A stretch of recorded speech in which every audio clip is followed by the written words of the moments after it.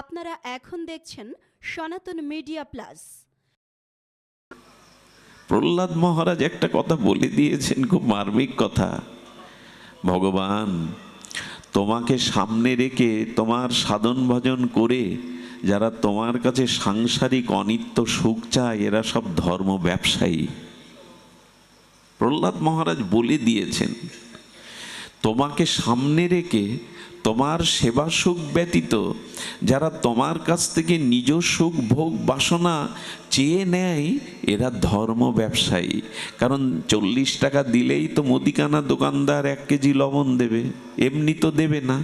আমি টাকা দিলাম বিনিময়ে তুমি বস্তু দিলে, তাতে আর কি হলো?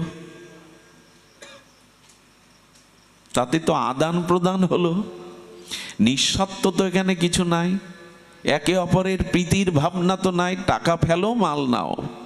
প্রহ্লাদ বলছেন তোমাকে সামনে রেখে যারা নিজ সুখের জন্য তোমাকে ব্যবহার করে এরা ব্যবসায়ী। আমরা মাঝে মাঝে দেবদেবী ভগবানকে আমাদের ভোগ বাসনার যন্ত্ররূপে ব্যবহার করি। এই করব তুমি এই দাও, আমার এই ইচ্ছা পূর্ণ করো আমি তোমার এই করব। যন্ত্রের মতো ব্যবহার করি, এতে আর যাই হোক ভক্তি হয় না। ভক্তি প্রয়োজন, সেই প্রেম ভক্তি পেতে গেলে আমাদের এই জায়গাটায় আসতে হবে। ধর্মার্থ কাম্যক্ষ চতুর্বর্গ, দেখুন এটা একদিনে হবে না। আমি তো আমার মতো বলে যাচ্ছি, এগুলো একদিনে হবে না, কিন্তু জেনে তো রাখা চাই, এই পথটা তো জানা চাই, এই পথ দিয়েই যেতে হবে গোবিন্দের চরণে, রাধারানীর চরণে। পথটা তো জেনে রাখা দরকার। কবে যাব জানি না, তবে পথটা তো জেনে রাখি যে এটাই যাওয়ার পথ, ভক্তি প্রাপ্তির এটাই পথ। এই জন্য সবাই ভক্তিপথে আসতে চায় না কেন জানেন? চায় না ওই যে নিজের চাওয়া পাওয়ার কিছু নাই তো, আর আমরা চাওয়া পাওয়াগুলো পেয়ে বসে আছি। এটা চাই ওটা চাই, এটা না হলে হবে না। এই আত্ম সুখ দুঃখ গোপীর নাহিক বিচার। আচ্ছা হ্যাঁ, আর ভক্তিতে কি আছে জানেন? সেবা। ভক্তিতে কি আছে? সেবা। সেবা দেওয়ার জন্য প্রাণটা বড় ব্যাকুল হবে। কারণ কি জানেন? যে যাকে ভালোবাসে, খুব মন থেকে ভালোবাসে, তাকে হাতে করে সেবা করতে খুব স্বাদ হয়। দেখবেন এই ভালোবাসার একটা লক্ষণ এটা। দেখেন যে যাকে ভালোবাসে মন থেকে, তাকে সেবা করতে তার খুব স্বাদ হয়। সেবা যেখানে নাই, আমি লিখে দিতে পারি পাথরে, সেখানে ভালোবাসাই নাই। সেবা যেখানে নাই, জানবেন ভালোবাসার ছিটে ফোঁটাও সেখানে নাই। আর লোক দেখানো কপটতা সেবা, ওটা নিজের পাওয়ার জন্য, ওতে হয় না। এই জন্য সেবাটা থাকতে হয়, ভালোবাসার লক্ষণ এইটা। হ্যাঁ, এই জন্য সেবাই হলো ভক্তি। আর সেই সেবাটা আবার জানতে হবে। কিন্তু আমি এমন এক জায়গায় আপনাদের নিয়ে যেতে চাইছি যেটা সব জায়গায় বলা উচিত নয়, মাইকে বলা উচিত নয়, তবু কেন জানি না লোভ হচ্ছে আপনাদের দেখে। আপনারা সামর্থ্য ভক্ত, আপনারা ভাগবত জগতের সমর্থ ভক্ত, অধিকারী ভক্ত। এই জন্য বলি, সেবাটা কেমন জানেন? আমাদের বড় পণ্ডিতজির গুরুদেব একদিন তার শিষ্যকে বলছে, রাধারানীকে শীতল জল সেবা দিয়েছিস, দেখি গ্লাসটা। খুব ধ্যান দিতে হবে। বাবা যে দেখছেন যে ওই গ্লাসে জল দেই, তো আমরা পানীয় জল দেই রাধারানীকে, সেই জলের উপরে বড় একটা তুলসী পাতা দিয়েছে, তার ভোঁটাটা আছে, ওই যে ডাঁটাটা থাকে। আর কিছু তুলসী দেখবেন খুব নরম, যেগুলো নব নব হয়েছে ওগুলো নরম, যেগুলো অনেক দিনের পুরানো ওগুলো বেশ শক্ত দিয়েছে। বলে বাহ, এই রাধারানীর সেবা করছো তুমি। কেন গুরুদেব? বললেন রাধারানীর কোমল ওষ্ঠে, কোমল জিহ্বায় এই শক্ত তুলসী পাতাটা ব্যথা বাজবে। কোমল তুলসী, এতটা ভাবনা থাকতে হয়। ঘন্টা নাড়লাম, মন্ত্র বললাম, এইগুলো না। গুরুদেব বললেন ওরে, রাধারানীর জিউ ভাই, রাধারানীর অদরে ওই শক্ত তুলসী পাতাটা ব্যথা বাজবে, কোমল দিতে হয়। আর এই যে পেছনের শক্ত অংশটা ভোটাটা দিয়েছিস, এটা এটা তার অদরে বেঁধে যাবে, এত কোমল, এটা বেঁধে যাবে। গুরুদেব বলল, যেটা কমল তুলসী তার অগ্রভাগটা ছিঁড়ে ওতে দিতে হয় যাতে ব্যথা না লাগে। সেবা ভাবনা। আরো কি জানেন, যে বললাম খুব গোপন কথা, রাধারানীকে যে গ্লাসে সেবার পরে জল পাওয়াবেন, সেই গ্লাসটা কি রঙের হতে হবে? গোবিন্দের অঙ্গকান্তির রং। দেখবেন যে যাকে ভালোবাসে, সেই ভালোবাসার মানুষটা যে রঙকে ভালোবাসে, ওই মানুষটা ওই রঙকে ভালোবাসতে শুরু করে। ওই রং দেখলে তার পছন্দ হয়, বোঝা যায়। আমি যাকে ভালোবাসি, সে যে রংটা ভালোবাসে, ওই রংটা আমারও প্রিয় হয়ে যায়। ভালোবাসার মানুষের সব কিছু প্রিয় লাগে, লাগে কি না? যে যাকে ভালোবাসে তার সব ভালো লাগে, ওর মধ্যে ভালো লাগা ছাড়া কিছু লাগে না। আমাদের প্রখ্যাত মানবেন্দ্র মুখোপাধ্যায়, ভারতের এই প্রখ্যাত প্রতিযোজসা শিল্পী, ওনার একটা গানে একটা লাইন আছে, প্রিয়ার কি রূপ সেই জানে যে কখনো ভালোবাসে। প্রিয়ার কি রূপ সেই জানে যে কখনো ভালো না বাসলে তার কোনো কিছু প্রিয় মনে হয় না। দেখবে ভালোবাসা নেই, তার সব কিছুতে অপ্রিয় লাগে। ভালোবাসায় কেমন প্রিয় মনে হয় জানেন? বিল্বমঙ্গলের কথা মনে আছে আপনাদের? দাদা একটু মনে করে দিন, লীলাটা পরে বলি। রাধারানী যে গ্লাসে জলটা দিবেন, ওই গ্লাসটা গোবিন্দের অঙ্গের রঙে হতে হবে, তাহলে ওই গ্লাসটা দেখলেই গোবিন্দ স্মৃতি জাগবে। মা লাল পেড়ে সাদা খোলে শাড়ি পরত, মা দেহ রক্ষা করেছে, আলমারির মধ্যে ওই শাড়িটা দেখলে মার কথা মনে পড়ে কি না? মনে পড়ে।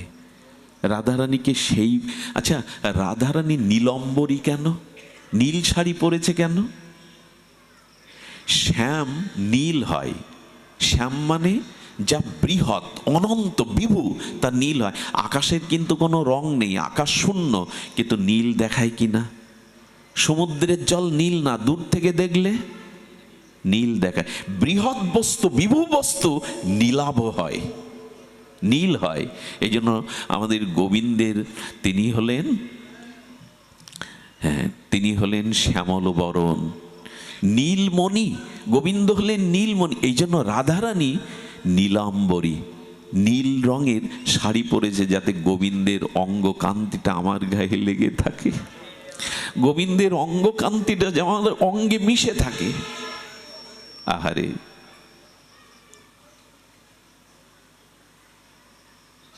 আচ্ছা গোবিন্দ কি পরেছে? পীতম্বরধারী। গোবিন্দের পোশাকটা কি? পীতম্বরধারী। পীতম্বর কাকে বলে? টিয়া পাখির পালকটার যে রং, টিয়া পাখির, তোতা পাখির পালকের যে রং, এটাকে বলে পীতম্বর। বিয়ের দিনে দেখবেন, সারা জীবনে না পড়লেও বিয়ের দিনে একটা হলুদ ধুতি, হলুদ শাড়ি পরে, ওইটা হলো অনুরাগের রং। পীতম্বর হলো অনুরাগের রং, নীল। এই জন্য বিয়ের দিনে দেখবেন নীল, নীল না পীতম্বরও ওই ধুতি পরায় হলুদ রঙের। গোবিন্দ পীতম্বর হয়েছে কারণ রাধারানীর অঙ্গকান্তিটা পীতবরণ। সোনাকে আগুনে গলালে যে উজ্জ্বল কান্তি হয়, রাধারানীর অঙ্গকান্তি তাই। এই জন্য গোবিন্দ পীতবরণ ধরেছেন। রাধারানীর অঙ্গকান্তিটা যেন আমার অঙ্গে লেগে থাকে। ভালো না বাসলে এরকম হয়? ভালো না, ভালোবাসার লক্ষণ কেমন জানেন? গোবিন্দ একদিন বৃন্দাবনের এক কুঞ্জে প্রেম সরোবরে স্নান করতে লাভছেন, গুনে গুনে পা ফেলছেন। সখা জিজ্ঞাসা করছে, গুনে গুনে দেখে দেখে পা ফেলছিস কেন? বলে এই কুঞ্জ সরোবরে আজ আমার প্রেমময়ী ঠাকুরানী স্নান করেছে, রাধারানী। আমি দূর থেকে দেখেছি, যেখানে যেখানে পা ফেলেছে আমি সেখানে সেখানেই পা ফেলছি। স্পর্শটা যেন লাগে, যেখানে ডুব দিয়েছে ওইখানেই ডুব দিচ্ছে।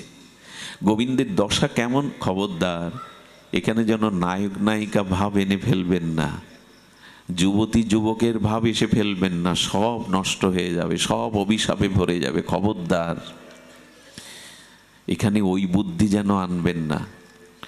গোবিন্দ সকালে উঠে রাধারানীকে যদি পূর্ব দিকে দেখত, গোবিন্দের চোখ আর মুখ ঘাড় ওই দিন আর উত্তর পশ্চিম দিকে যেত না, ওই দিকেই তাকিয়ে থাকতো। আহা, গোবিন্দ একদিন বলছেন কি,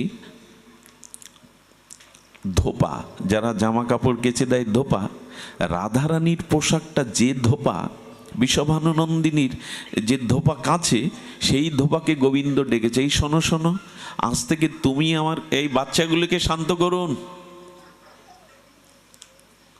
তুমি আমার কাপড়গুলো আজ থেকে তুমি কাচবে। বলো আপনাদের তো ধোপা আলাদা। গোবিন্দ মনে মনে বললেন, আমিও আজ আলাদা হয়ে গেছি।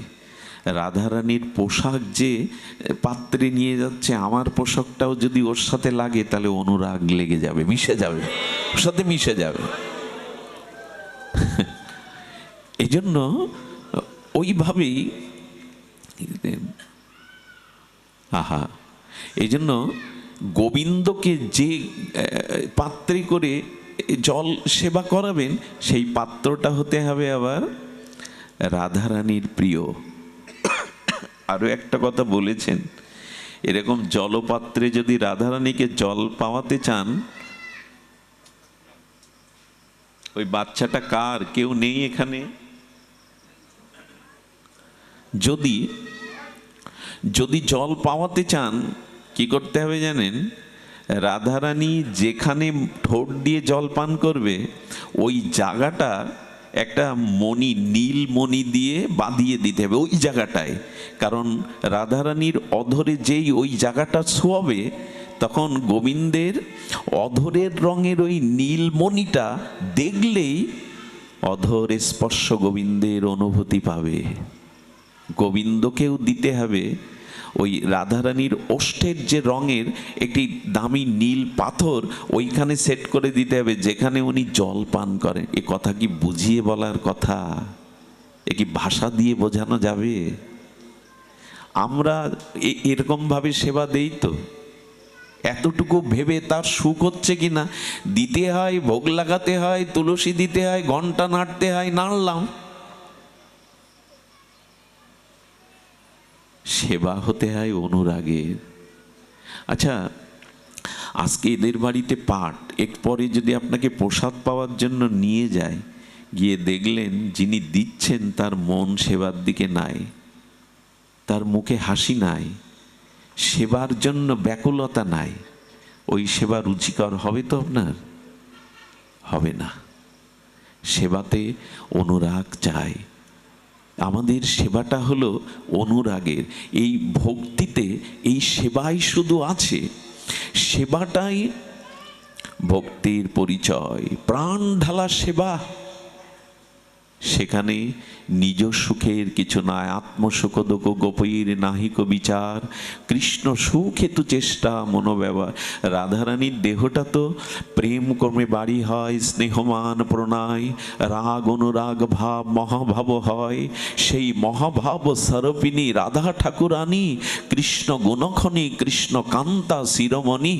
প্রেম ক্রমে বেড়ে কি হয়, আখটা যখন রস করলেন, তখন আখের যে অংশটা, ওই ছালটা অংশটা বাদ গেল, রস দেখছেন, আখ দেখছেন না।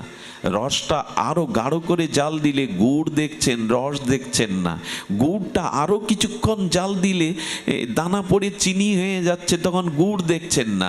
চিনিটা আরো গাঢ় জাল দিলে মিশ্রি হয়ে যাচ্ছে, সীতা মিশ্রি, তখন আর আখও কোথায়, আখের সিটিও কোথায়, রস কোথায়? ওর মধ্যেই একটার পর একটা উন্নত অবস্থায় গেছে। দুধ গাভীর বাট হতে গাভী মা দুধ প্রদান করলো, দুধটাতে ঘোল যোগে ঘোল করলেন, দই করলেন, ওইটা মন্থন করলেন, মাখন উঠল, মাখনটা জাল দিলে ঘি করলেন, কড়া পাকের ঘি করলেন, কত কি হয়ে গেল।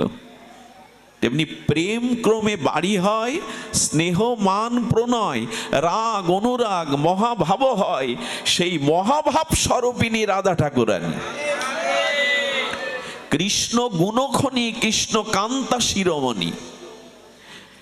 রাধারানীকে কৃষ্ণ বাঞ্ছা পত্তিরূপ করে আরাধনে, অতএব রাধিকা নাম পুরানো বাখানে। রাধারানীকে যে কৃষ্ণ বাঞ্ছা পূর্ণ করেন, অন্য বাঞ্ছা তার নাই। নিজ কোনো কৃষ্ণ বাঞ্ছা পূর্তিরূপ করে আরাধনে, অতএব রাধিকা নাম পুরানো বাখানে। কৃষ্ণ বাঞ্ছা ছাড়া নিজের কোনো বাঞ্ছা রাধার নাই। আচ্ছা, কৃষ্ণের বাঞ্ছাগুলো জানবে কি করে? একটা কথা বলি, সেবা করতে গেলে বলে কয়ে সেবা হয় না। আমরা চেয়ে পাই না তো আর বলে কয়ে। হ্যাঁ, এক গ্লাস জল দাও তো মনে নেই, বলে কয়ে সেবা হয়। সেবা কে জানে জানেন? বলবে না, কিন্তু তার প্রয়োজনটা যথাসময়ে তার কাছে দেওয়া। বলে এ কি হয়? তার মনের প্রয়োজন আমি জানবো কি করে? আমার কথা কি শুনছেন না? ঘুম পাচ্ছে, কথা ঘুম পাড়ানি কথা, এ কথা সবার মস্তকে ঢুকবে না। আমরা যে জায়গায় গেছি এ খুব উন্নততর জায়গা, বিশুদ্ধ ভক্তির ব্রজভক্তির জায়গা।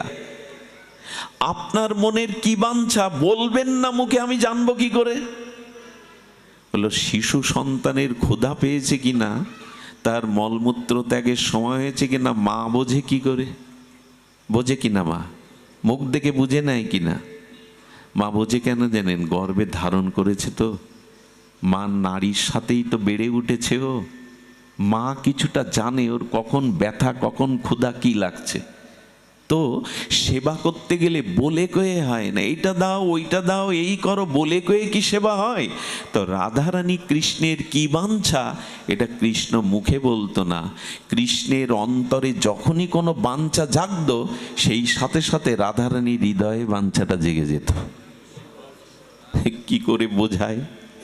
আচ্ছা, কর্পূর, সুগন্ধি কর্পূর জলে মিশিয়ে দিলেন, দানাগুলো জলে আর খুঁজে পাওয়া যাবে?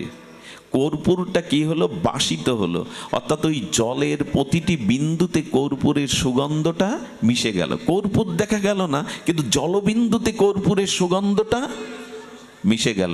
ঠিক তেমনি কারো মন, দুই মন যখন এক মন হয়ে যাবে, দুটো মন যখন এক হয়ে যাবে, তখন আপনার মনে যা যা ইচ্ছা জাগছে সাথে সাথে আমার মনেও জেগে যাবে। রাধারানীর মন কোথায়? নিজের কাছে। গোবিন্দ বলছেন দেখো আমার সব আছে, ভক্তগণ তোমরা যদি আমাকে কিছু দিতে চাও ঐশ্বর্য দিও না, কারণ লোককে আমার চরণ সেবা করছে, আমার ধন জন ঐশ্বর্য কি দরকার? আমার অভাব একটা। আচ্ছা, শীতকালে যার কাঁথা নেই তাকে কাঁথা দিলে সুখ হবে কিনা? গরমকালে কাঁথা দিলে সুখ হবে, বিরক্ত হবে। ঠিক তেমনি যার যে বস্তুর অভাব তাকে তাই দিতে হয়। গোবিন্দ বলছেন আমাকে যদি দিতে চাও, আনন্দ দিতে চাও, আমার একটা বস্তুর অভাব, ওইটাই দাও।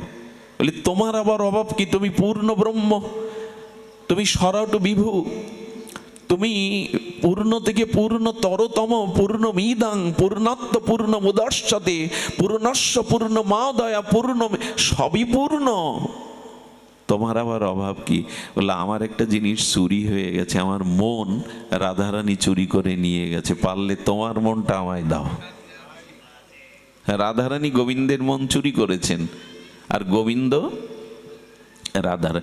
দুই মন এক না হলে আমরা যদিও বলি, কি বলি বিয়ের মন্ত্র কি বলি? যদি দাং হৃদয়ং তব তদিদাং হৃদয়, মুখে বলি 1 বছর পরে ডিভোর্স। মুখে বলি তোমার মন আমার হোক, আমার হৃদয় তোমার হোক, এই বলেই তো বিয়েতে পড়ছে, হয় নাকি? ছেড়ে দেবো? এই বলেই তো বিয়েতে বসতে হয়। কত লাল সুতো বাঁধে, একটা গামছা দেয়, আবার ওতে বন্ধন দেয়, গিট দেয়, কিন্তু দেখা গেল মন এক হয়নি। এই জন্য দুটি মন এক হবে, তবেই তো ওই মনের সংবাদ আমি বুঝবো। তা মন ভগবানকে দিয়েছেন তো, যে ভগবানের মনে কি ইচ্ছা ওটা আপনার মনে জাগবে না বলতে। যমজ সন্তান যারা, তাদের দেখবেন একজনের জ্বর হলে আর একজনের গায়ে জ্বর আসে। একই নাড়িতে ছিল তো, একই গর্ভে ছিল তো, সিমটমগুলো একই সাথে আসে। একজনের হলে আর একজনের হয়। দুটো মন যখন এক হয়, এই জন্য তো দুহ মন মনোভাব পেশালো জানি, বলো দুটো মন এক হয় কি করে? পারদ যে গেছেন তো, পারদ আর গন্ধব চূর্ণ। দেখুন কিছু বস্তু আছে মিশতে চায় না,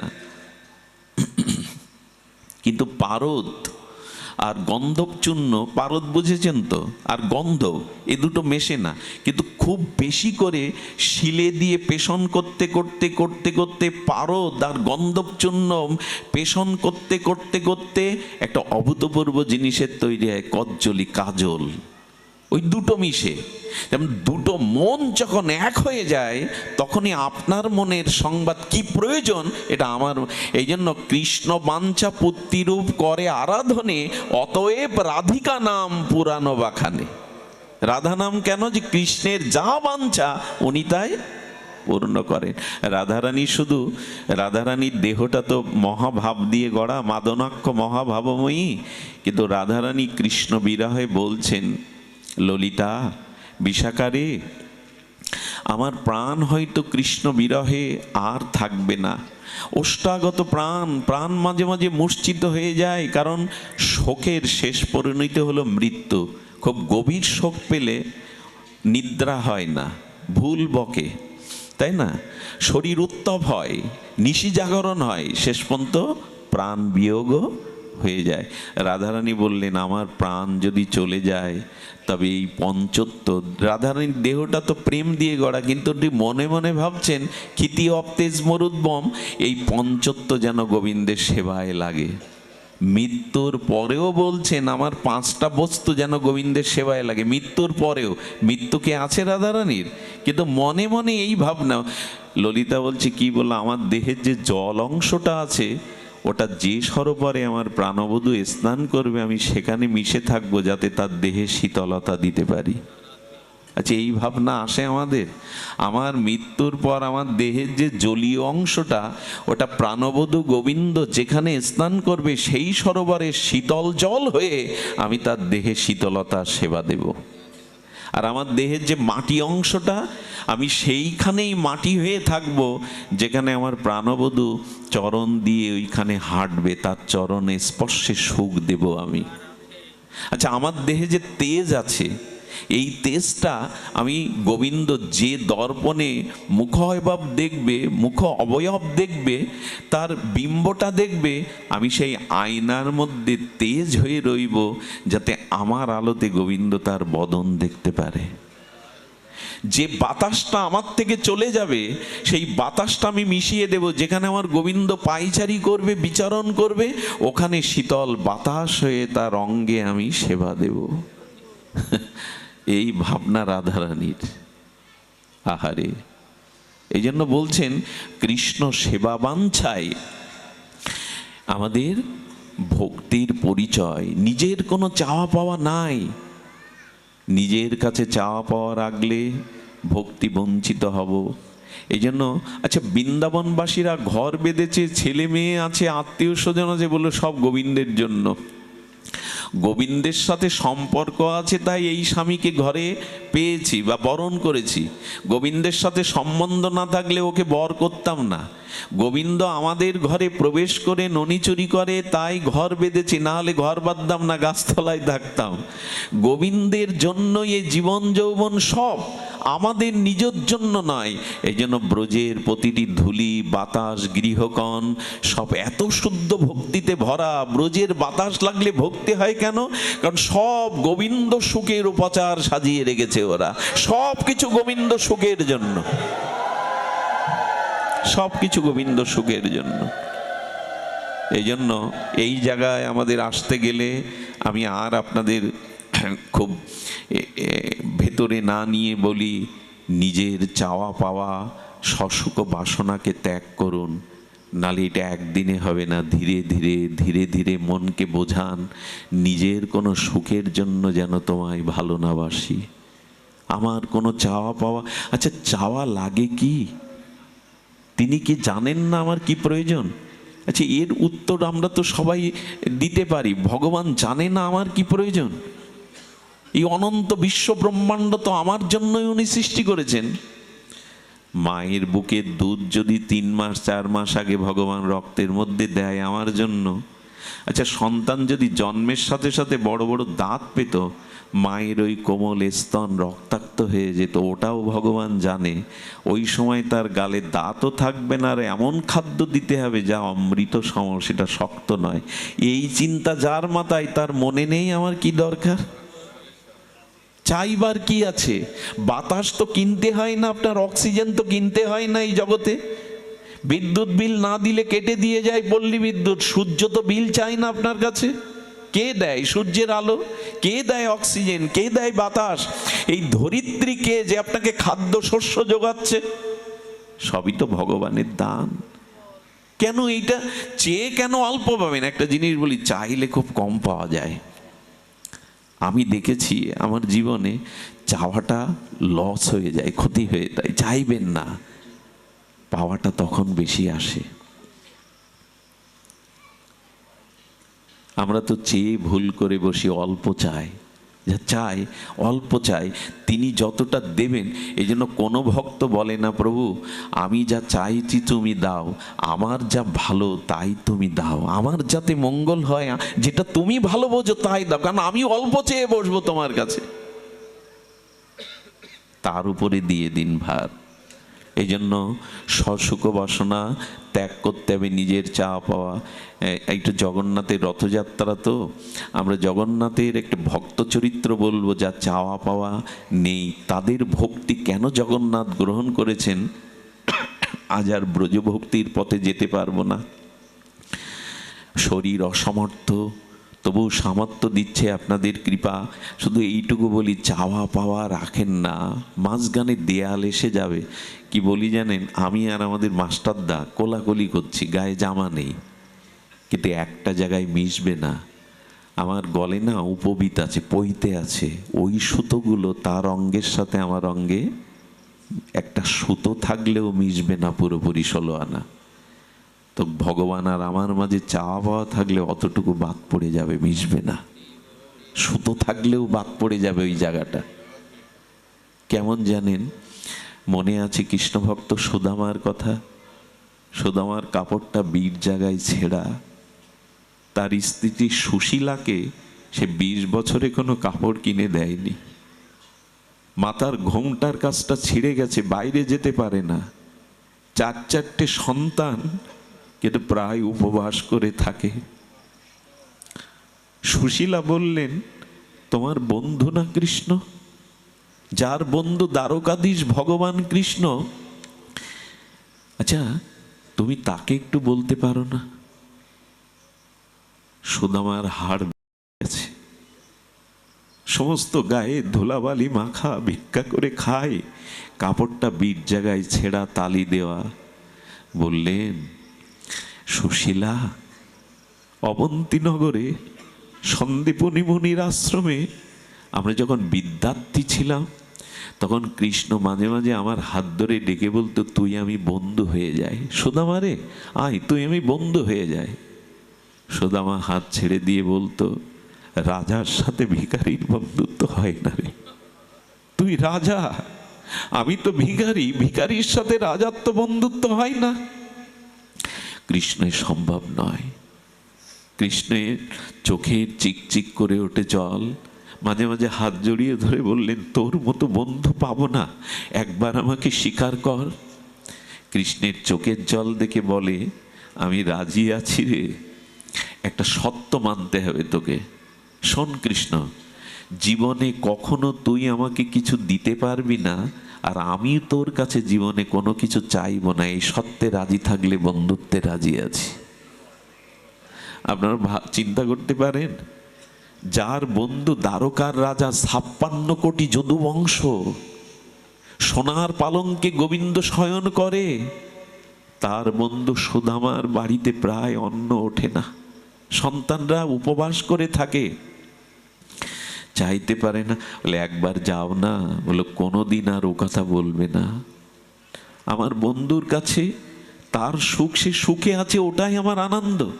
সে রাজা হয়েছে, ওটাই আমার আনন্দ। ও তো আমাকে ভালো রেখেছে, ভাগ্যের দোষ দেয় না। একদিন স্ত্রী বললে, এক কাজ করো না, আচ্ছা তুমি কিছু না চাও, বন্ধুকে দেখতে ইচ্ছা করে না তোমার? বলে, এতদিন পরে একটা মূল্যবান কথা বলেছ, প্রাণ চাই, চোখ চাই, তাকে একবার দেখে আসি। বলে, তাই যাও না। মনে করছে কি কৃষ্ণ গেলে তো ফিরাবে না, তো ওকে যে করে হোক কৃষ্ণের কাছে পাঠাতে হবে। বলে, দেখো কিছু চাইতে হবে না, তুমি এমনি একটু। বলে, এতদিন পরে একটা মনের কথা, কতদিন দেখিনি কৃষ্ণকে, কেমন মানিয়েছে তাকে রাজমুকুট, একটু দেখে আসি। বললো, যাবো তো, বন্ধুর কাছে যে খালি হাতে যেতে নেই। বললেন, এক কাজ করো, একটু দাঁড়াও, আমি ব্রাহ্মণ পল্লীর থেকে দুমুটো কিছু পাই কিনা দেখি। দুমুটো চিড়ে চিপিটক ভিক্ষা করে পেয়ে, আচ্ছা দেবে কোনো পাত্র নেই জানেন, একটা ময়লা কাপড়ে বেঁধে দিয়েছে, কাপড়ের ভাঙায়, ওই ছাড়া তো ঘরে কিছু নেই। ওটা লুকিয়ে লুকিয়ে নিয়ে যাচ্ছে, আর মাঝে মাঝে চোখে জল পেটছে। তুমি চিড়ে দিয়েছ? ও তো 56 ব্যঞ্জনে প্রসাদ পায়, দ্বারকার রাজা, 56 ব্যঞ্জন যার রাজভোগ হয়, এই চিড়ে, ভিক্ষার চিড়ে কি সে পায়? এই ভাবতে ভাবতে ওই চিড়ের মধ্যে চোখের জল পড়ে ভিজে যেত চিড়ে। এ দেওয়া যায় না। যেদিন কৃষ্ণ গেল না, সেদিন বাইরের সবাই মনে করছে হাড় বেরিয়ে গেছে, গায়ে ধুলাবালি, কাপড়টা ময়লা তামাটে হয়ে গেছে, ধুলা লেগে কোনো ভিখারি হবে।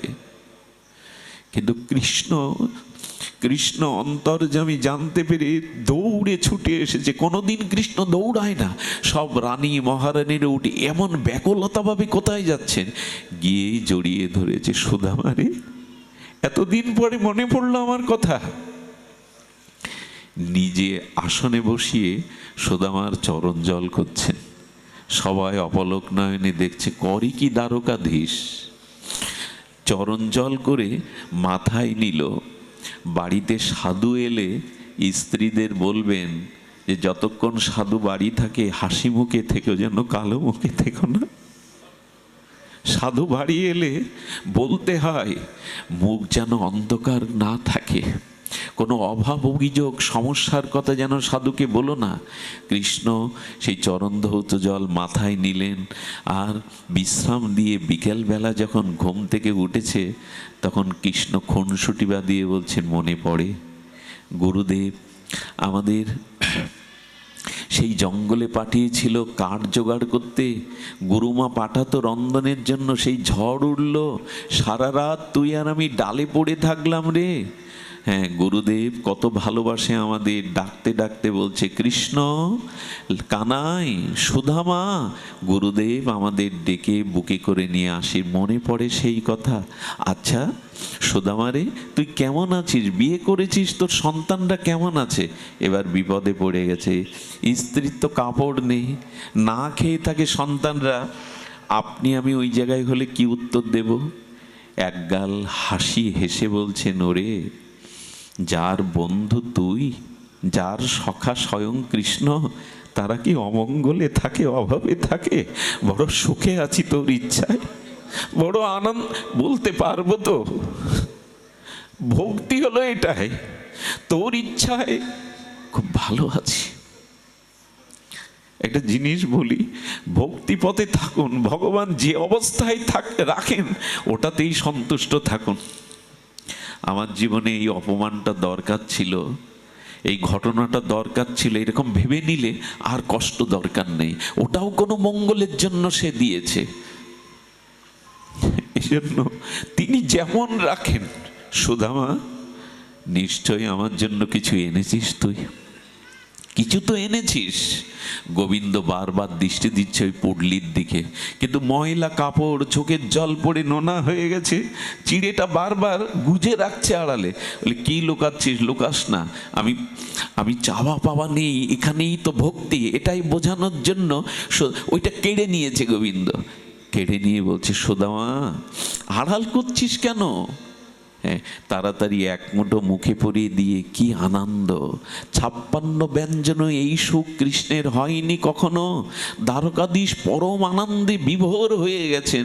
ও সুদামা, অনেক কিছু তো 56 ব্যঞ্জন রাজভোগ পেয়েছি, এই চিড়ের মধ্যে কি দিয়েছিস তুই? আরে এত আস্বাদন তো আমি পাইনি কোনোদিন। তবে শোন, আগামী লীলাতেও তুই এরকম ভিখারি হ। আমি যেন তোর ভিক্ষার ঝুলির পাত্র থেকে এমন মধুর আস্বাদ্য প্রেমময় বস্তু আস্বাদন করতে পারি। গোবিন্দের এই আশীর্বাদে সুদামা পরের যুগে, এই কলিযুগে কে হয়েছিল জানেন? শুক্লম্বর ব্রহ্মচারী। উনিও ভিক্ষা করতেন। আচ্ছা, ভগবানকে ভালোবাসবো জন্ম জন্ম ভিখারি হতে? এই জায়গায় ভক্তি। ভিখারি তোমার জন্য হতে পারি, তোমার জন্য ভিখারি হতে পারি, এটাই ভক্তি। তুমি যদি শুক্লম্বর 3-4 বারই ভিক্ষা করে যাচ্ছে, থলেতে তার চালগুলো কাকর মেশানো, ধান মেশানো আছে, ভিক্ষার চাল। গৌর হরি নৃত্য করতে করতে ওই থলের মধ্যে মুষ্টি দিয়ে চাল চিবাতে শুরু করে। আরে রাখো রাখো গৌর হরি, ওতে কাকর আছে, ধান আছে, এ তোমার সেবার উপযোগী নয়। সচিমা তোমাকে কত আদর করে বিষ্ণুপ্রিয়া রন্ধন করে দেয়, এটা কেন চিবাচ্ছ? চিবাতে চিবাতে প্রেমানন্দে অশ্রুপুলকে বলছেন, আমি বুঝতে পারি না রে শুক্লম্বর, ভক্তের পাত্রেও এত মধুরতা থাকে, ভক্তি থাকে। ভক্তের পাত্রও এত মধুর হয়, ওই ভিক্ষার ঝুলির মধ্যে এমন কি মিশানো আছে রে। এত আমি আজ বড় আনন্দ পেয়েছি, একটা বর চাও। এই দেখুন ভক্তি কাকে বলে। বলি তোমার চরণ পেয়েছি, আত্মজগতে কিছু চাওয়ার নেই। বলে ও কথা বললে হবে না, আজ আমি বড় আনন্দিত, তোমাকে একটা বর দিতে চাই। কি বর দিলে জানেন? গত জন্মেও যে বর দিয়েছেন গত লীলায়, এই লীলাতেও বললেন তুমি জন্ম জন্ম ভিখারি হও। আমাদের ভগবান কিছু একটা আলাদা, ধর্মকর্ম করছে, ভজন করছে, বলছে ভিখারি হও। এই হলো আমার গৌর হরি। মহাপ্রভু তখন মহাপ্রভু না, নিমাই পণ্ডিত, এত উদ্যত্ত। একজন বসে আহ্নিক করছে, সরোদনী গঙ্গার তীরে নিমাই ঝাঁপ দিয়েছে, আর তার পায়ের জল গিয়ে ব্রাহ্মণের গায়ে লেগেছে। ব্রাহ্মণ তাকিয়ে বলছেন, এই উপবিদ ধরে অভিশাপ দিচ্ছি, তুই আমার উপাসনা নষ্ট করে দিলে, তোর সংসারের শোক নাশ হয়ে যাক, তুই রাস্তায় কেঁদে কেঁদে বেড়াবি। নিমাই তখন আনন্দে বলছেন, এই আশীর্বাদটা তো এতদিন চাইছিলাম, ওগো ঘরের শোক যেন আমার না হয়, কবে কৃষ্ণ বলে রাস্তায় রাস্তায় কাঁদতে পারবো। এটা অভিশাপ নয়, আশীর্বাদ। এই দেখুন শুক্লম্বর বলছে, বাহ, আমি ভিখারি হই, এত সুন্দর বর, আমার প্রার্থিত বর যখন দিলে, তখন আর একটা বর দাও গৌর হরি, আর একটা বর দাও। বলি চাও? বলে আমি জন্ম জন্ম ভিখারি হব, আর কথা দাও, এই বর দাও, তুমি সেই ভিখারির ঝুলি থেকে এমনি এমনি করে কেড়ে কেড়ে খাবে, কথা দাও তুমি। আচ্ছা বলুন তো, এর মধ্যে চাওয়া পাওয়া কি আছে? আছে কিছু চাওয়া পাওয়া? এ কথা শুনতে যদি এত মধুরতা লাগে, যারা এরম নিঃস্বার্থ ভগবানকে ভালোবাসে তাদের হৃদয়ে কত আনন্দ জাগে।